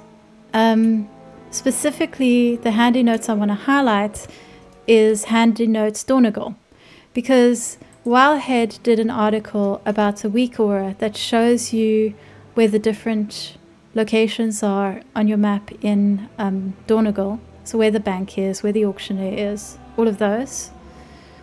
And I don't know why that weak aura does not work for me. It's all out of sync. Whereas Handy Notes, it just shows you with icons. And then you can customize it. So if you don't want to see the bankers, you don't have to. There's a map filter, so you can say exactly what you want to see on your map. But it's just so useful, especially when you have a new city that you were trying to get used to know exactly where the trainers are, where the transmog is, where the auctioneer, auction houses, the bank, all of that. Yeah, especially this week, I was looking to find out like, the portal room, so that I can go to these old dungeons that are now part of the rotation. Where is that again? And it took me a little bit to find it. I do not have handy notes. It was one of those things that I had up until recently, and I removed it to see if I still needed it. And I yesterday was the first time where I'm like, yeah, this would have been handy. I will say though, be wary of handy notes, because the way handy notes works is you get the base module and then you download sort of bolt-ons that work on the base module. And the bolt-ons will be, you'll get handy notes, Dragonflight, handy notes, Mr. Pandaria, and then you'll sometimes get more specific ones for if you're looking for something very, very unique. You'll get a handy notes that's designed for that specifically. And for almost 2 years, if I went to Draenor, on any character, my account would disconnect. And when we reached when it was new patch day, or whenever there's a lot of strain on the servers, it would be almost impossible to get a character to log into the game at all on a character that was in Draenor. It was almost impossible. And I couldn't figure it out. And I thought it was just Blizzard hadn't bothered to, nobody goes visit that zone, so they're not going to fix it if there's a problem. Okay. And I found out it was an old handy notes module. And I don't know how, but that module was disconnecting my game every time I logged in. So I had to remove it. So if you do find it's one of the only add-ons where I found that sometimes something from it can cause these weird little errors.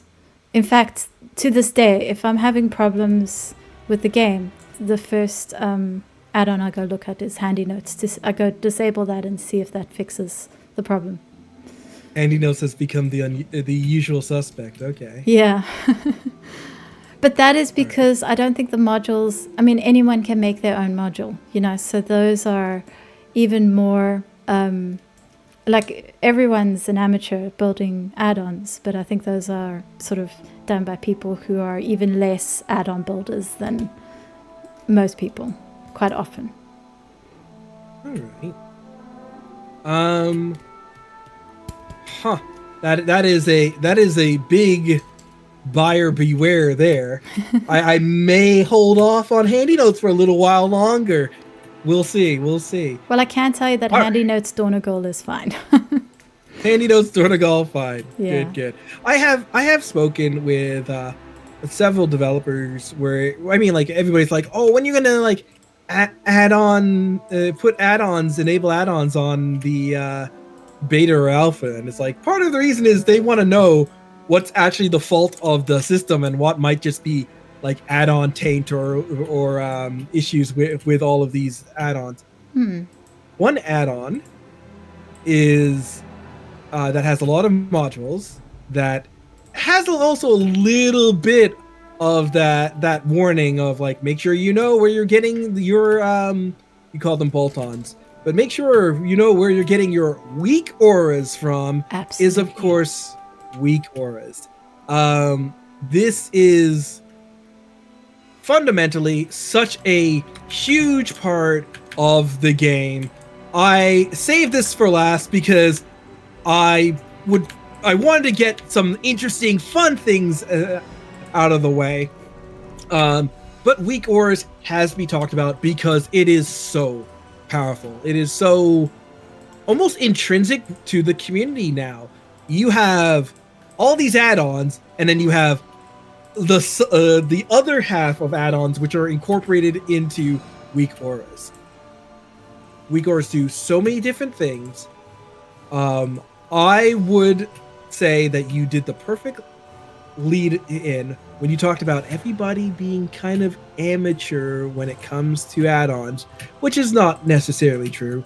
But I recommend people not just do weak auras with the ready-made packages that that everybody does, but if you are somebody who loves to customize your own experience, who loves to have fun with this game, I suggest weak auras to you.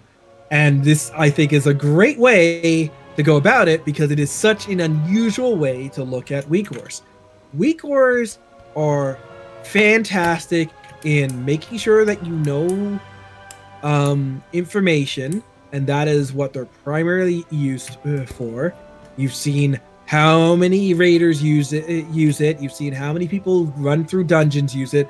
Weak auras can be used in combination with a lot of the things that we've talked about, like later, in order to like really enhance your dungeon experience.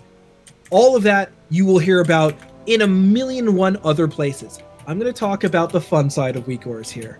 Guys, when I do a sprint with my rogue, I set up a weak aura that has the Super Mario theme, Invincible theme going. So I know that I'm sprinting because I hear going. And so I know roughly when the song is coming to an end that my sprint's about to run out. Absolutely fantastic. Probably gives me power. Am I using it for that reason? No.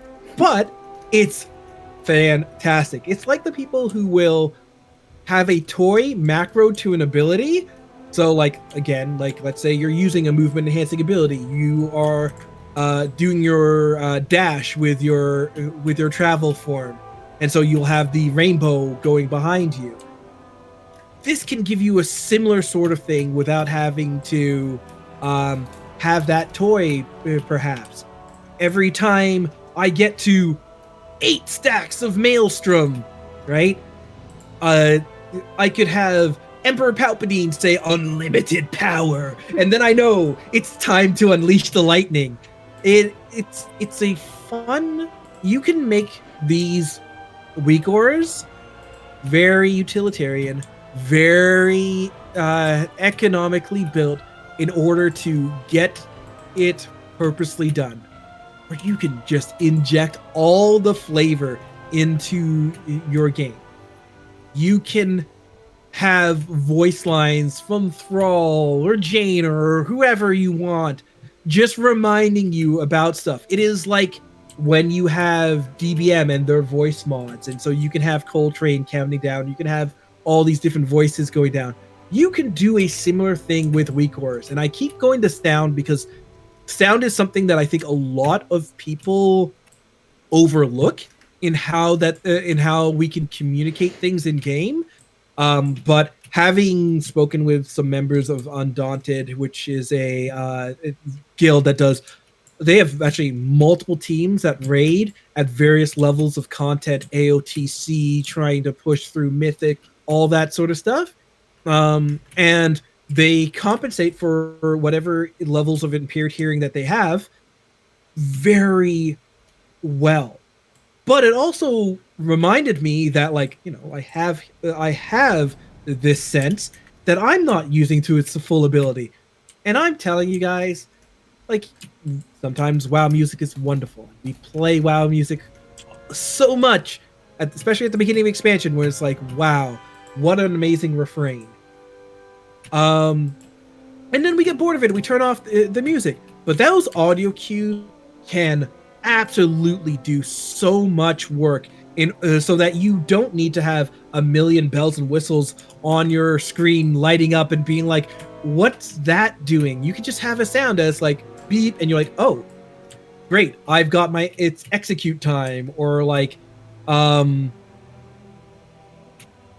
voice line that you recorded from your favorite movie, and you're like, sweet deal, like I can go Super Saiyan or whatever. Like, these are all things that you can like add in. It'll help your play. It'll make things fun. You will feel like a hero. It's a great way of using it. My only complaint about weak auras is I really struggle to make them. I really find them. It's obviously something I have to sit down and learn how to do it myself, but I really find it like difficult to grasp. I found like other customizable add-ons have often been a bit easier for me to pick up on. And weak auras, I'm always lost. But I have made 1 or 2 that I've been very happy with. And I do love how absolutely customizable they are and how useful they can be. I mean, I've got, as an engineer, I make a particular toy that sells for it still sells for quite a bit even now. And one of the ingredients for the toy is these souls, like the Aries soul, the fiery soul, it's 4 elemental souls that you get from Dragonfly content. And to get a soul, you have to kill the right mob. You have to use a soul trapper on the mob, a soul inhaler. Then you have to kill the mob. Then you have to wait, I think it's 15 minutes, because it's an angry soul at first. And then when it's done, you open the cage and you get the soul. And sometimes you get a pet as well. And the pets go for quite a lot on the auction house as well. So even now, even though I'm not playing Dragonflight anymore, I've got one engineer sitting in Dragonflight where every now and then I'll just log in and leave them, because I have a spot where you can get all 4 souls. And with a weak aura, I get an alert when one of the souls are ready to open, but I also get an alert for when the soul inhaler can be used again, because it's only used every 5 minutes. And you can see on screen which souls do you have, because you only can trap 1 soul at a time.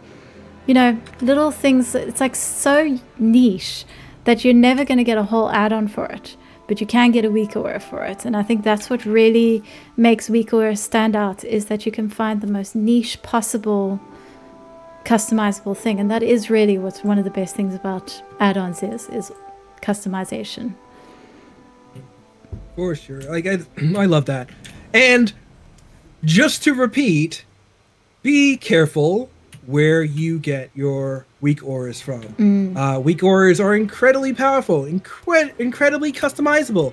There have been issues where a weak aura string will open up whenever you open up your mailbox, send mail to unscrupulous people.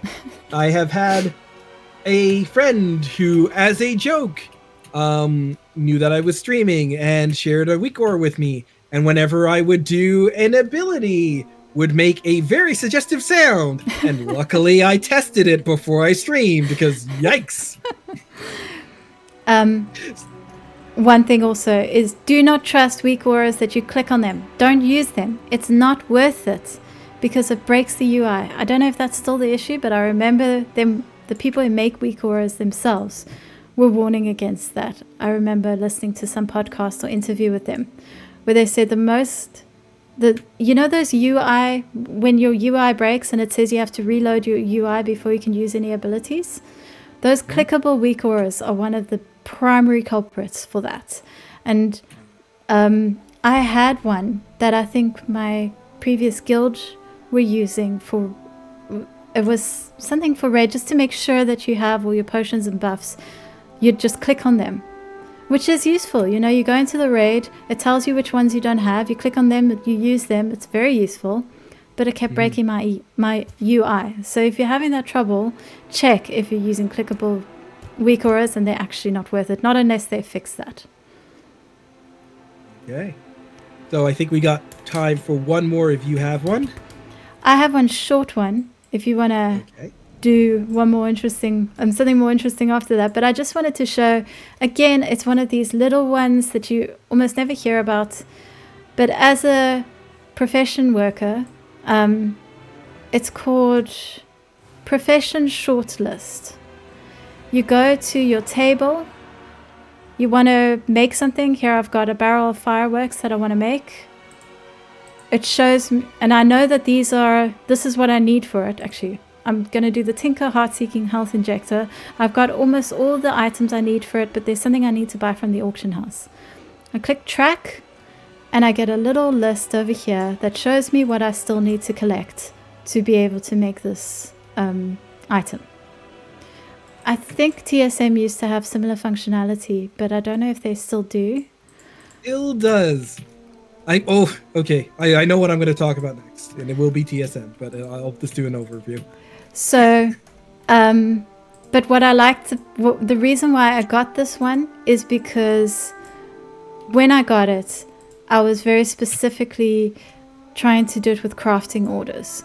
You go to the crafting order place, you see what you need to freaking make, then you have to go remember what you have to buy at the auction house. And at the time, I don't think my trade skill master was working with the shopping list to set that up. I don't know if they fixed that.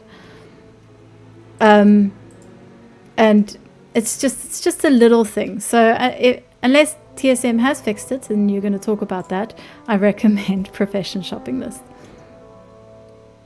Well, TSM seems to have fixed that, but I think that in general, a lot of people get intimidated by TSM because it does so many things and kind of throws it all at you at once. You can use TSM out of the box for like with limited use, and it does a good amount of things. There's obviously creating your restock lists where you're like, okay, I want to make this, this, and this.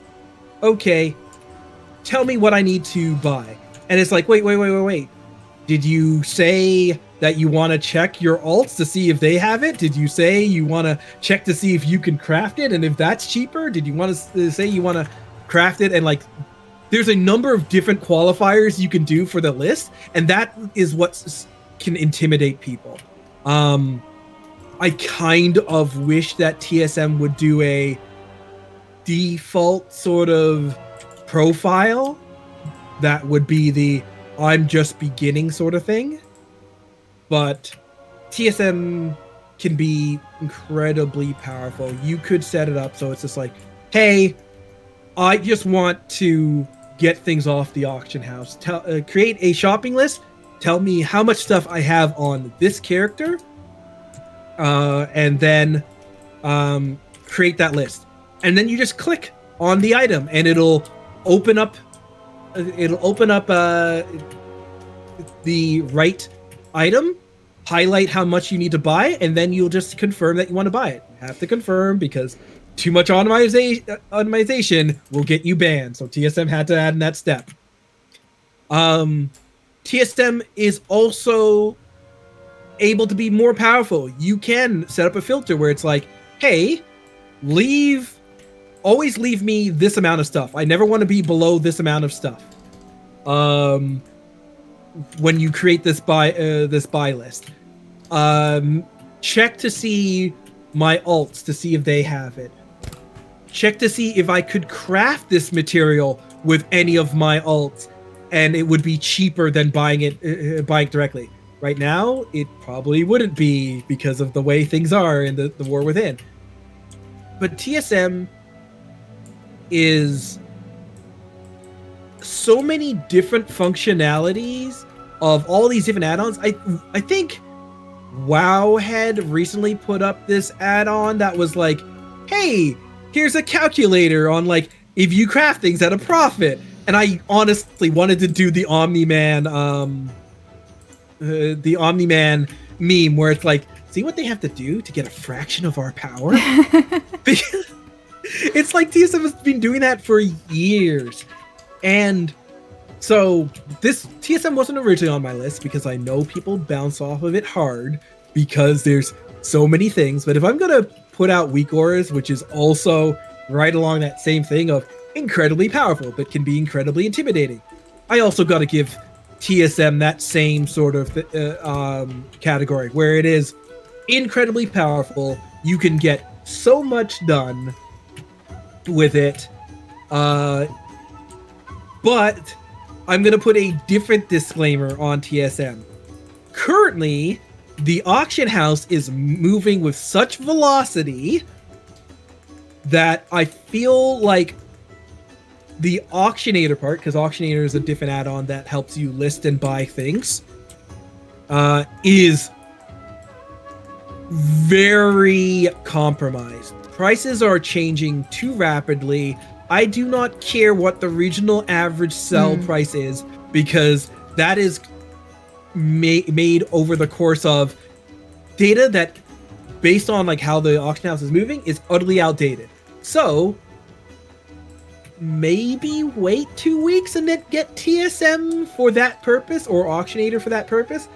But in terms of like, hey, you want to craft something, you want to create that buy list and see if it's profitable, TSM can help you with that a bit. See, now, the other thing is I don't generally like using TSM for professions, because the thing that irritates me the most about TSM is they do insist on having their frames. There's no make it look like the WoW UI. And I know it's Okay, like a silly complaint, but I like the WoW UI, and I especially don't like their... There was a point in Shadowlands where I used the TSM professions quite a bit, and I really liked its functionality.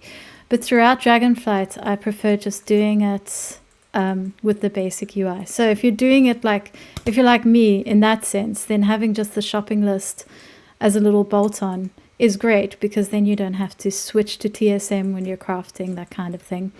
But if you are using, at the moment I'm just using professions for fun, it's just the engineering, and that's why I can do it that way. If you are serious about professions, in the same way, I tend to use the normal auction house on my main, because it's not my main that I'm really doing any gold making on. But any alts that I'm using for gold making, I use TSM for them. So if you're serious about it, then you want TSM for that functionality. What I do like is it's easy to switch between the two. It's just an extra tab. You don't have to reload your UI or go and enable and disable the mod or anything like that. You just switch tabs, which is great. Yeah. So that's our add-ons. We went through quite a lot here. I was worried that we wouldn't have enough, but I think we were fine.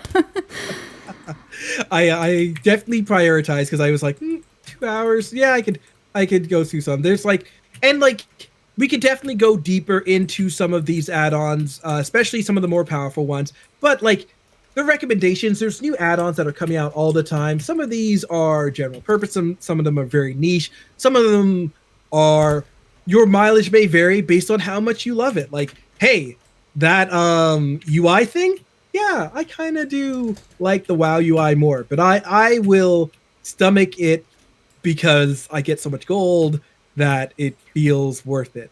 But other people may not like that as much, and I think that is 100% valid.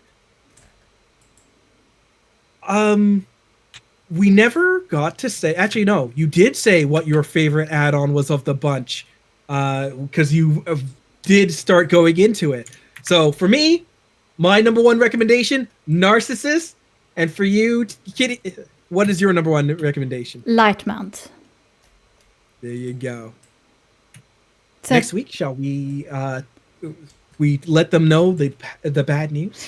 Yes, so unfortunately, the podcast will not be back next week. It will be back the week after. I'm afraid I have a doctor's appointment, so I won't be here. So we are taking a 2-week hiatus instead of the normal week. But then we will be back on the 25th. 25th, yes. Yeah, we'll be our next. And, so hopefully... 1 week off. Yes. When you say 2 week hiatus, people will think we'll be gone for 2 weeks. Okay, 1 week off. Hopefully when we come back, everyone will have done the raid enough that we can actually talk about it. Hell yeah. And that is all. Thank you everyone for coming. I will get the podcast out much quicker this time. It's now going to be on both YouTube and Spotify, and when I work it out, other streaming platforms as well. Thank you for joining us, TruVillainManny. Hey, where can people find you? Well, as always, you can find me on all social media platforms that I actually care about. At TruVillainManny, that's true without the E. And where can people find you? I am at Discordian Kitty on every platform, including YouTube, where you can find my lore videos. I've just started a project on the story of the War Within. Beautiful. Well, that is it for now, and we will see you in 2 weeks. See you in 2 weeks.